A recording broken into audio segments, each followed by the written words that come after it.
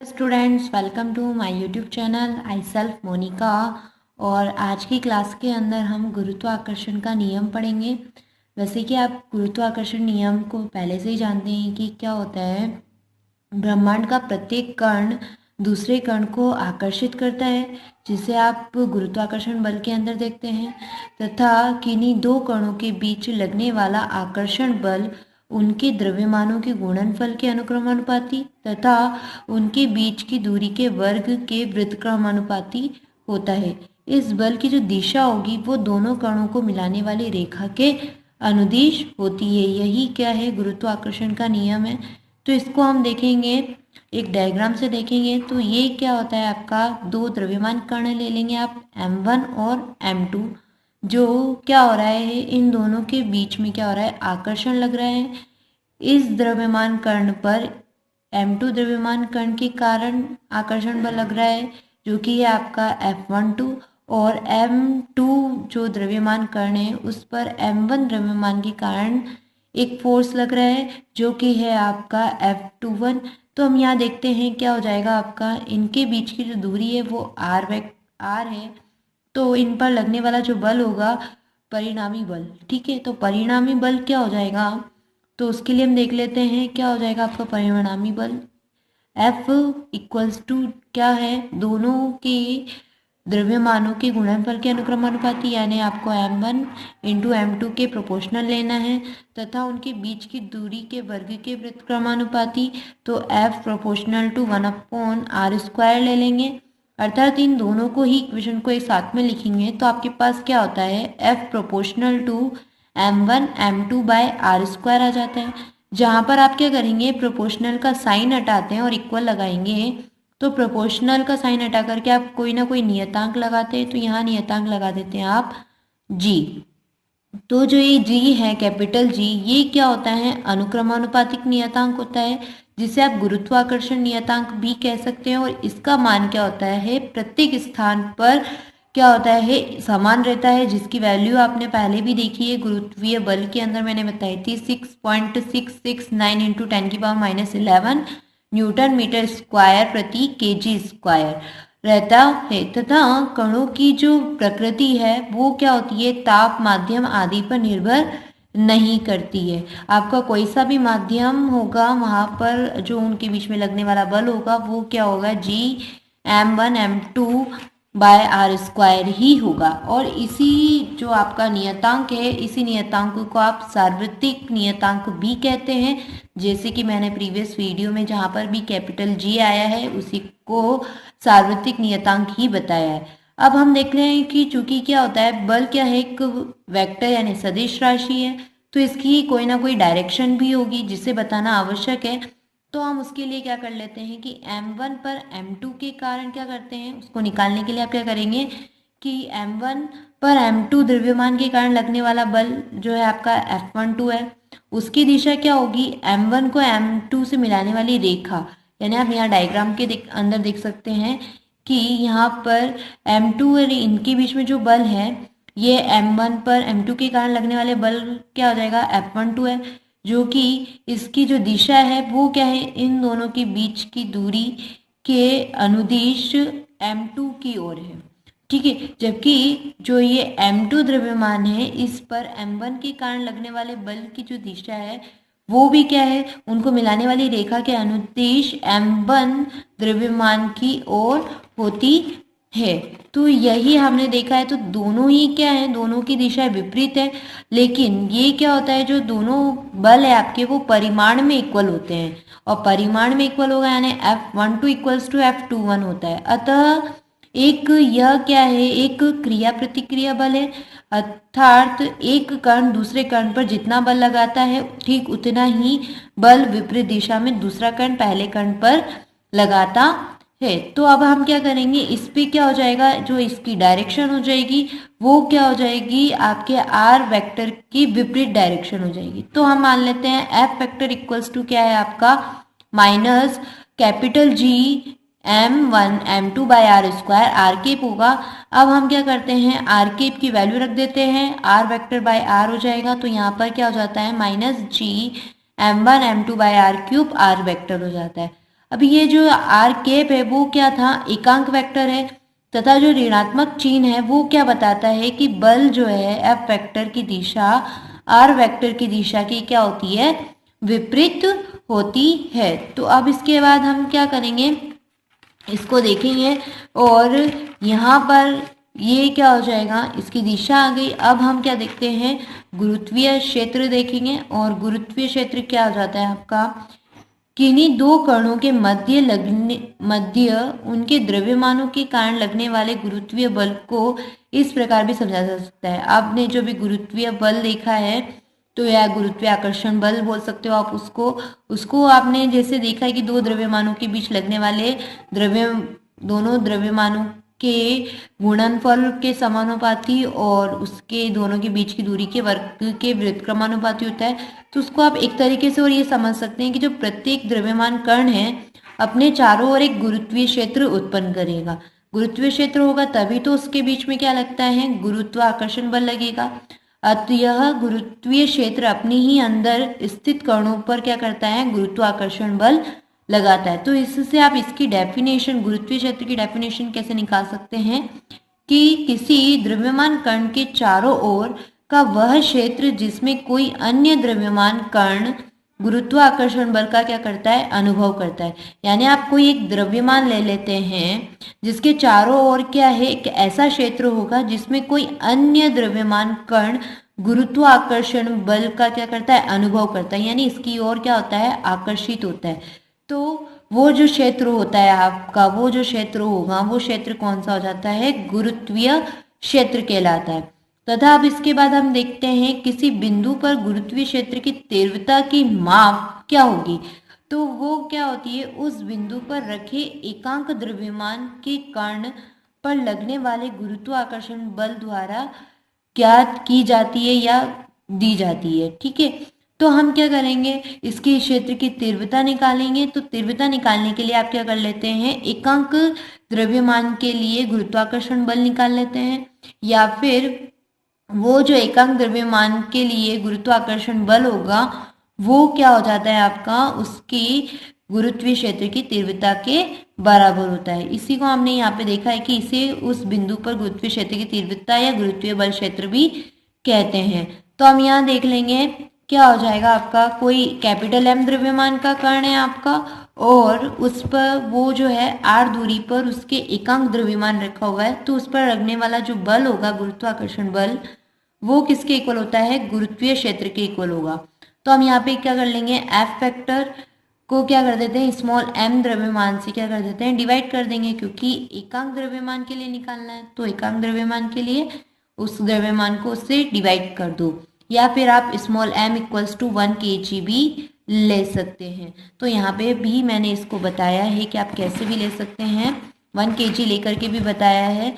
तो ये जो हो जाएगा आपका, अगर आप small M equals to 1 kg ले लेते हैं तो -gm/r², आर के वापस आपका क्या हो जाता है, गुरुत्वीय क्षेत्र हो जाता है। और अगर आप इसको ऐसे नहीं देखेंगे, आप इसको ऐसे देख सकते हैं, F vector by M equals to I vector, जिसको गुरुत्वीय क्षेत्र द्वारा डिनोट किया है। और यहाँ से आप m को m से डिवाइड कर देते हैं तो आपका क्या वैल्यू आ जाती है, -gm, और r केप की वैल्यू क्या रख देते हैं, r वेक्टर बाय r, तो यहाँ r³ हो जाएगा, वो किसके इक्वल हो जाता है आपका, गुरुत्वीय क्षेत्र के। अब गुरुत्वीय क्षेत्र का जो मात्रक है वो क्या होता है, न्यूटन प्रति kg होता है। ठीक है स्टूडेंट्स, इसके बाद हम देखते हैं कि गुरुत्वीय जो स्थितिज ऊर्जा है वो क्या होती है। तो गुरुत्वीय स्थितिज ऊर्जा होगी आपकी, आप क्या करते हैं, कोई भी पिंड है उसको गुरुत्वीय क्षेत्र से अनंत तक ले जाते हैं तो उस पर आप कार्य करते हैं।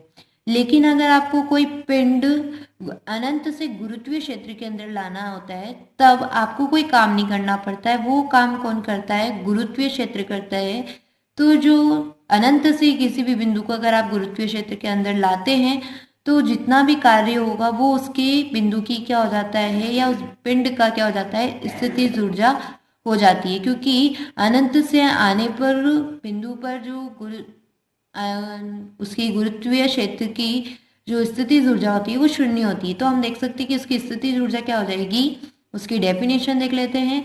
किसी पिंड को अनंत से गुरुत्वीय क्षेत्र के अंदर किसी बिंदु तक लाने में किया गया कार्य उस बिंदु पर पिंड की स्थितिज ऊर्जा कहलाता है। और यह कार्य हम नहीं करते हैं बल्कि गुरुत्वीय क्षेत्र द्वारा स्वयं पिंड पर किया जाता है। पिंड पर ही कार्य होगा गुरुत्वीय क्षेत्र द्वारा। अतः गुरुत्वीय स्थितिज ऊर्जा क्या होती है, ऋणात्मक होगी। ये ऋणात्मक वैल्यू हम अभी निकाल के देखेंगे। हम इसके लिए हम मान लेते हैं कि स्मॉल m द्रव्यमान का कण है या पिंड है, जिसको आप अनंत से कैपिटल M द्रव्यमान के पिंड के गुरुत्वीय क्षेत्र के अंदर लेकर के आते हैं किसी बिंदु तक लाने में। उस पर जो कार्य होता है वो क्या हो जाएगा, आपका W जूल हो जाता है। तो पिंड की स्थितिज ऊर्जा जो है वो क्या हो जाएगी, आपकी पिंड की स्थितिज ऊर्जा होती है आपकी U इक्वल्स टू W, यानी पिंड को वहाँ अनंत से गुरुत्वीय क्षेत्र में लाने तक किया गया कार्य W। तो आप यहाँ पे W की वैल्यू रख लेते हैं। W का फॉर्मूला क्या हो जाएगा, integration of F vector dot D are. अब लेके कहाँ से कहाँ तक आ रहे हैं, इन्फिनिटी अनंत से लेकर के आ रहे हैं R बिंदु पर, यानी R दूरी तक लेके आ रहे हैं। तो ये R आ जाएगा आपका लोअर अपर लिमिट। अब यहाँ पे देखते हैं हम क्या होता है आपका U इक्वल्स टू क्या हो जाएगा, एफ फैक्टर की वैल्यू रख देते हैं minus capital G capital M small m by R square R cap dot D R vector. अब देखते हैं जो R cap dot D R है वो किसके इक्वल होता है, डी आर के इक्वल हो जाएगा। और आप यहाँ पर कांस्टेंट चीज़ों को बाहर ले लेते हैं तो कांस्टेंट क्या है आपके पास, माइनस भी कांस्टेंट है, कैपिटल G भी कांस्टेंट है, कैपिटल M भी कांस्टेंट है और स्मॉल m भी कांस्टेंट होगा। 1/r स्क्वायर क्या होता है, कांस्टेंट नहीं होगा, आप दूरी चेंजेस कर सकते हो। तो 1/r स्क्वायर का आप क्या करते हैं, इंटीग्रेशन करते हैं तो क्या आ जाएगा आपके पास, उसका इंटीग्रेशन 1/r हो जाएगा। इंटीग्रेशन कैसे करेंगे, इसकी पावर में +1 करते हैं, इसकी पावर -2 है तो +1 कर देंगे और उसी को डिवाइड करते हैं तो 1 आ जाएगा आपके पास यहाँ पे। अब हम देखते हैं कि क्या होगा आपके पास, U equals to -G capital M small m by 1/r minus 1 infinity lower limit upper limit को, लोअर लिमिट और अपर लिमिट को यहाँ पुट कर देते हैं, -G m 1/r minus 1 infinity हो जाएगा। यहाँ पर एक सेकंड, यहाँ पर जो है आपका W वो क्या हो जाएगा, माइनस में आएगा, अभी मैंने बताया था ऋणात्मक होगा। तो यहाँ पर आपके पास ये क्या हो जाएगा माइनस, और यहाँ पर माइनस आएगा, देन यहाँ पर माइनस लेते हैं आप तो ये माइनस माइनस प्लस हो जाएगा, यहाँ के लिए आप हटा देते हैं। बट क्या होगा, 1/r स्क्वायर का आप जब इंटीग्रेशन करेंगे तो क्या हो जाएगा, r की पावर -2 + 1 अपॉन ये जो भी है वो यहाँ नीचे आएगा। तो आपके पास जो वैल्यू हो जाएगी वो क्या हो जाएगी, r की पावर -1 अपॉन -1। तो ये माइनस वापस यहाँ आ जाएगा। तो अब यहाँ माइनस लिख रहे हैं वो इसके इंटीग्रेशन का माइनस है, ना कि यहाँ का माइनस है। ये माइनस तो क्या हो जाएगा, एक बाहर का माइनस और एक अंदर का माइनस क्या हो जाता है आपका, क्या हो जाएगा, प्लस हो जाएगा। तो यहाँ पर माइनस नहीं है बट यहाँ इंटीग्रेशन करने के बाद आपका माइनस आता है। तो अब हम यहाँ देखेंगे 1/इंफिनिटी जो है वो 0 के इक्वल हो जाएगा एंड -G m और 1/r आ जाएगा। ये आपकी क्या होती है, स्थितिज ऊर्जा का फॉर्मूला होता है। और अब हम इस पे स्पेशल केसेस देखेंगे। स्पेशल केस क्या है कि आप पृथ्वी का द्रव्यमान मान लेते हैं कैपिटल M, वो उसकी त्रिज्या मान लेते हैं कैपिटल R। तो उसके तल पर स्मॉल m द्रव्यमान के पिंड की गुरुत्वीय स्थिति ऊर्जा जो है वो क्या हो जाएगी, कैपिटल U या U equals to -G capital M small m by R हो जाएगा। अब हम क्या करते हैं, जो गुरुत्वीय त्वरण है वो ले लेते हैं, small g equals to capital GM by R square होता है। तो यहाँ पर हम इसकी वैल्यू पुट कर देंगे और वो वैल्यू जो है वो क्या हो जाती है, U इक्वल्स टू -mgr हो जाएगा। यह स्पष्ट है कि जो पृथ्वी तल पर किसी द्रव्यमान कण की गुरुत्वीय स्थिति ऊर्जा है वो शून्य कभी भी नहीं होती है। अब यदि पृथ्वी तल से h ऊंचाई पर m द्रव्यमान के पिंड की स्थिति ऊर्जा, यानी आप h ऊंचाई पर इसको ऊपर की तरफ या ऊपर ले जाएं तो पिंड की जो स्थिति ऊर्जा है वो क्या हो जाती है, UH equals to minus capital G capital M small M by R plus H, क्योंकि जो उसका तल है उस तल से आप एच ऊंचाई तक लेके जा रहे हैं। तो अब यहाँ पे जो डिस्टेंस आया है आपकी, तो वो कितनी हो जाएगी, आर प्लस एच। तो यहाँ पर आप आर प्लस एच ले लेंगे। अतः पृथ्वी तल पर स्मॉल एम द्रव्यमान के पिंड को एच ऊंचाई पर ले जाने पर गुरुत्वीय स्थितिज ऊर्जा में वृद्धि कितनी हुई है। तो क्या करेंगे हम, इस एच ऊंचाई वाली स्थितिज ऊर्जा में से आपने उसके तल की स्थितिज ऊर्जा को क्या कर देते हैं, माइनस कर देंगे। यहाँ माइनस करेंगे U H minus U minus G capital M small M by R plus H minus minus G M M by R हो जाएगा।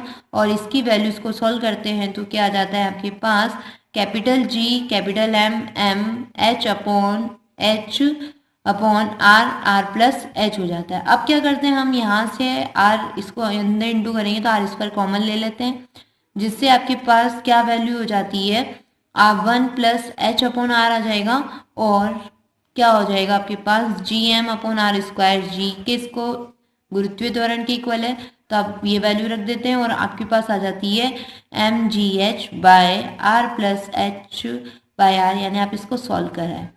अब इसको सॉल्व करेंगे तो अब ये आर भी ऊपर आ जाएगा और इधर क्या हो जाएगा, आर प्लस एच हो जाएगा। इन दोनों में से एच कॉमन ले लेते हैं तो एच से एच कैंसिल हो जाएगा और ये वैल्यू जो है वो किस में कन्वर्ट हो जाएगी, M G R by 1 plus R by H में, यानी ये तीनों ही वैल्यू इक्वल है। यानी आप इसको क्या कर सकते हैं, ऐसे भी लिख सकते हैं M G R by 1 plus R by H, ये वाली सॉरी, ठीक है। आप इसको यहाँ पे आप अगर इसको सॉल्व नहीं करते हैं 1 प्लस एच अपॉन आर भी लिख सकते हैं और वो वैल्यू और ये वैल्यू इक्वल होगी। तो अब हम क्या करेंगे, यहाँ पे देखते हैं कि जो एच है वो क्या है, वो ज़्यादा छोटा है कैपिटल आर, यानी जो आपकी पृथ्वी की त्रिज्या है उससे वो छोटा है। तो आपका जो स्थितिज ऊर्जा है वो क्या हो जाएगी, del U equals to M G H हो जाती है। अर्थात पृथ्वी तल से एम द्रव्यमान के पिंड को एच ऊंचाई ऊपर फेंकने के लिए आवश्यक ऊर्जा जो है वो क्या हो जाएगी, आवश्यक कार्य कितना करना पड़ेगा आपको, W equals to del U यानी M G H by 1 plus H upon R, या फिर M G R by 1 plus R upon H. यह कार्य पिंड को प्रारंभिक गतिज ऊर्जा के रूप में देना होगा और प्रारंभिक गतिज ऊर्जा का फॉर्मूला देख सकते हैं आप, K इक्वल्स टू क्या होता है, 1 अपॉन एम वी स्क्वायर होता है। तो यहाँ से आप इसको इसके इक्वल रख देते हैं, M G H by 1 plus H upon R, M G R by 1 plus R upon H. अब यहाँ से आप v की वैल्यू निकाल लेते हैं तो v की वैल्यू क्या हो जाएगी, रूट 2gh, क्योंकि m से m कैंसिल हो सकता है तो यहाँ पे कितना हो जाएगा 2gh by 1 plus H upon R, और यहाँ हो जाएगा 2gr upon 1 plus R upon H. v क्या है आपका, पिंड को दिया गया प्रारंभिक वेग या प्रेक्षण वेग भी उसे कहते हैं। इसका मान जो है वो m पर निर्भर नहीं करता है। यदि अब आपका क्या हो जाए, h क्या हो जाए आपका इन्फिनिटी हो जाए, यानी आप अनंत तक उसको ऊंचाई पर ले जाएंगे तो उसको वेग कितना देना पड़ेगा आपको, उसको वेग देना पड़ेगा रूट 2gr देना होगा। और 2gr के लिए हम देख लेते हैं कि पिंड को अनंत तक फेंकने के लिए 2gr वेग देना होगा। इस पे हम इसकी वैल्यू निकाल लेते हैं और इसी वेग को क्या कहते हैं आप, पलायन वेग कहेंगे। और इसकी वैल्यू होती है, g की वैल्यू हो जाएगी 9.8 मीटर पर सेकेंड स्क्वायर और r की वैल्यू क्या हो जाती है 6.4 इंटू 10 की पावर 6 मीटर। तो आपका जो पलायन वेग होगा वो क्या हो जाएगा, रूट 2 इंटू 9.8 इंटू 6.4 इंटू 10 की पावर 6। इसको सॉल्व करते हैं तो वो वैल्यू हो जाती है आपकी 11.2 इंटू 10 की पावर 3 मीटर प्रति सेकंड हो जाती है। और ये क्या होता है आपका पलायन वेग होगा, जो कि किसी भी पिंड को पृथ्वी तल से अनंत तक फेंकने के लिए आवश्यक होता है। यानी आपका ये कोई भी आपकी पृथ्वी है, इस पृथ्वी तल से आपको क्या करना है, किसी पिंड को स्पेस के अंदर अंतरिक्ष के अंदर भेजना है तो उसको सबसे पहले कितना वेग देना पड़ेगा, 11.2 इंटू 10 की पावर मीटर प्रति सेकंड वेग देंगे, तब जाकर के वो क्या होगा, पृथ्वी तल से बाहर निकलेगा, वरना वो बाहर नहीं निकलता है, अंतरिक्ष में नहीं पहुंचेगा।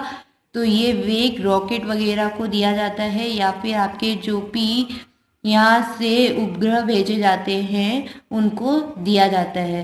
तो आई होप स्टूडेंट्स आज की वीडियो आपको पसंद आई है। प्लीज़ लाइक करें, कमेंट करें एंड शेयर करें my YouTube channel. Thank you students for watching my video.